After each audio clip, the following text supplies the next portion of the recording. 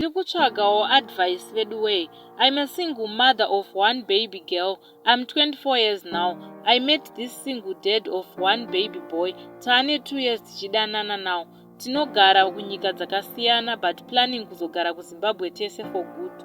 At first tichangodanana akandipromisa kuti aizonondibvisira roora first tozogara tese, and he promised to take care of my baby as his own, but later on now everything changed. Ndakumubvunza kuti saka waane mari since mwedzi watakange tavimbisana kuti tinge tichienda kuzimu wawe pedyo, and he said zvinhu hazvisi kubalansa, so ngatigare tese tozonobvisa time. And I agreed because for sure munhu wangu ndomuda. Later on ndakamubvunza zvekare nenhau yevana vedu kuti tichange tichichengeta vana vedu sei. He sounds like he doesn't want to have anything to do with my baby.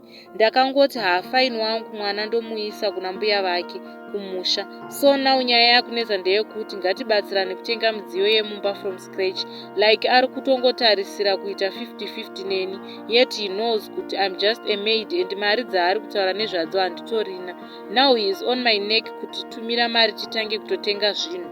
Every time I try to explain to him kuti handizvikwanise, he said you are not serious. So ndakazopedzisira ndamuudza kuti yangu mari ndoyanayo pandinouya to avoid kuti atsamwe.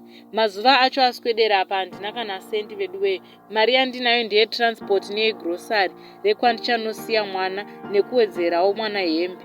Nai zvirikowo here veduwewo nditanedza ndinosvikira. Mufesi ndomuda chaizvo zvekuti even dai ndanga ndinayo mari yacho ndaimupa, but handitorina. Iye handina kana sendi rake randakadya, even dollar zvaro pa2 years dzatadanana idzi. Kana kutobvira ndamukumbira mari handida. Ndodiiwo nemunhu uyu nai veduwei.